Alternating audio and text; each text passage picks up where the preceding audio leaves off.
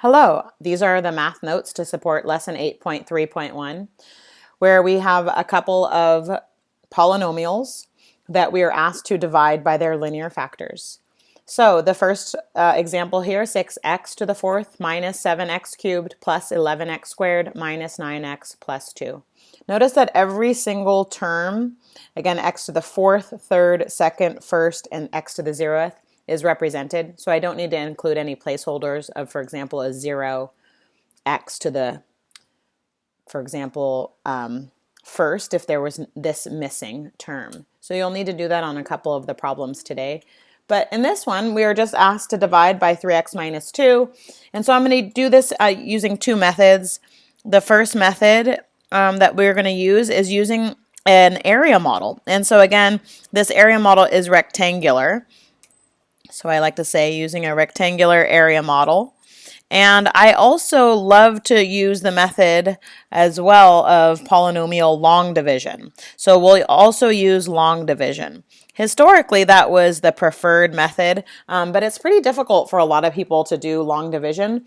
And I think the rectangular area model is really a nice way to keep it very clean looking, and I feel like a bit easier to find mistakes. But again, you choose what method works for you. So I know that I'm going to divide it by 3x minus 2. And how I determine how many particular columns to make this, I know it's 2 rows because I have 2 terms, but columns is the fact that I'm dividing a 4th degree polynomial by a 1st degree polynomial. It will leave me with a 3rd degree polynomial, and all 3rd degree polynomials have 4 terms. So again, they've got the cubic term, they've got the squared term, they've got the linear term, and then again, they've got the constant. And so that dictates that I really only needed 4 columns. I sometimes extend my area model if there's any type of remainder. And in this case, there should not be a remainder because I had checked before I started to make sure that 2/3, which would be the root that corresponds to this, really does make this polynomial equal to 0, and I'll show that in a moment. So let's get to the actual polynomial division. We always put the first term. So again, the first thing that we do is to place the first term in the rectangle. And after that, it's more, a puzzle, more or less, that we are trying to put together. And we know what the sum of the rectangle should have inside of it. A 6x to the fourth minus 7x to the third power plus 11x squared minus 9x plus 2. And this drives what I put where. So again, we've got a 3x over here. I'm going to try to zoom in and see if this makes it a little bit better.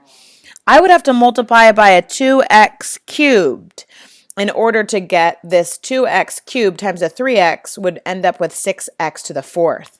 Multiplying this dimension up top with the side dimension gives me a negative 4x cubed.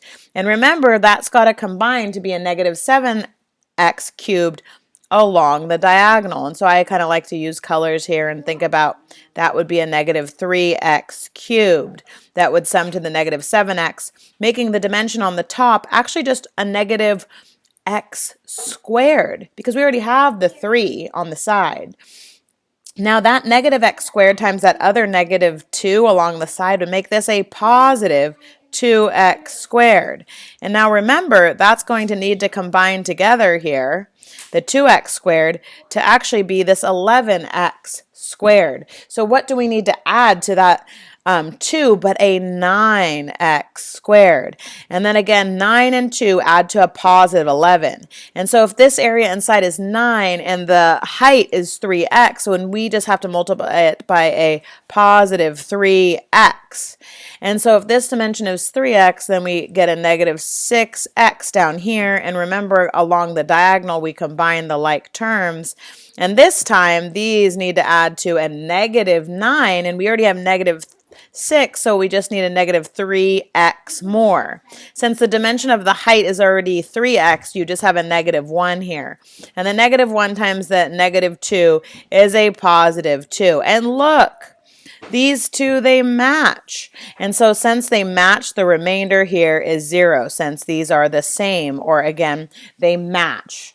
And so that means that we have successfully divided this polynomial. And so we could rewrite that fourth degree polynomial as the same thing as 3x minus 2 times the cubic 2x cubed minus x squared plus 3x minus 1.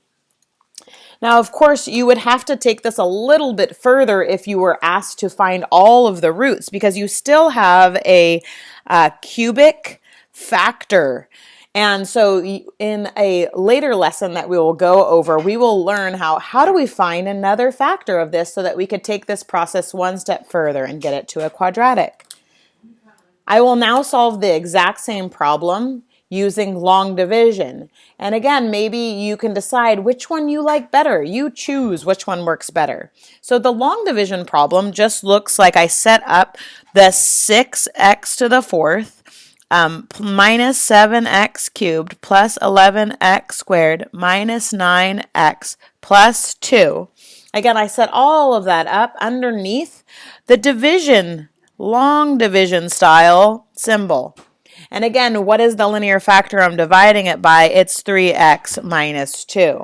So again, what I'm doing over here is a total different method. You do not need to do both, except for this first lesson. I ask you to do both just as a way to find out, well, which one do you like better? So let's go ahead and do the actual long division. So what I want to see is how many times does 3x go into 6x to the fourth? Well, that would be 2x cubed times.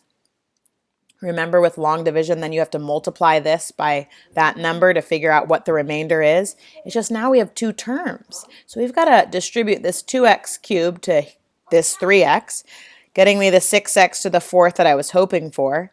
And then the 2x cubed times negative 2 is a negative 4x cubed.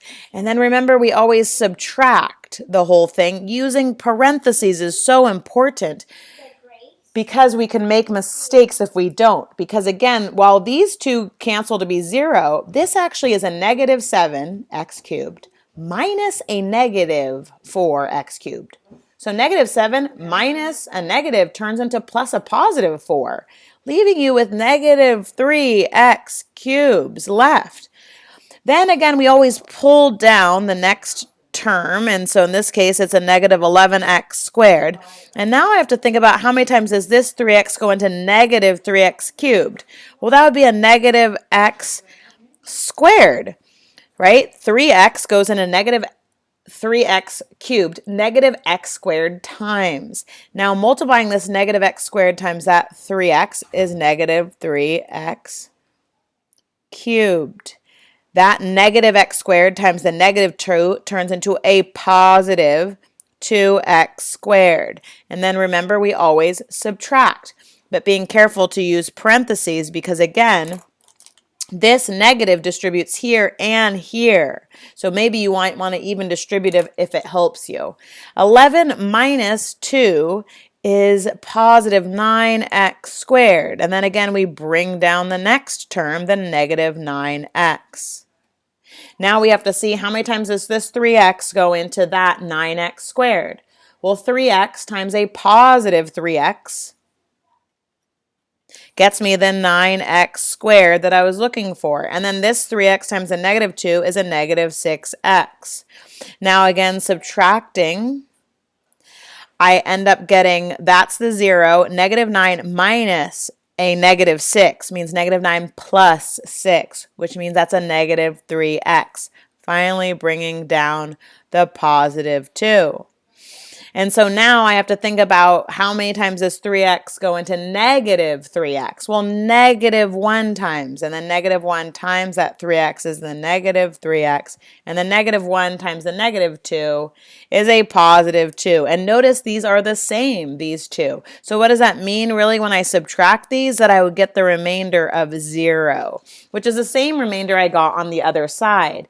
And again, it just really means that this fourth degree polynomial is divisible by 3x minus 2, and in fact that the root that goes along with 3x minus 2, the root that is x equals 2/3, is an x-intercept of that particular graph.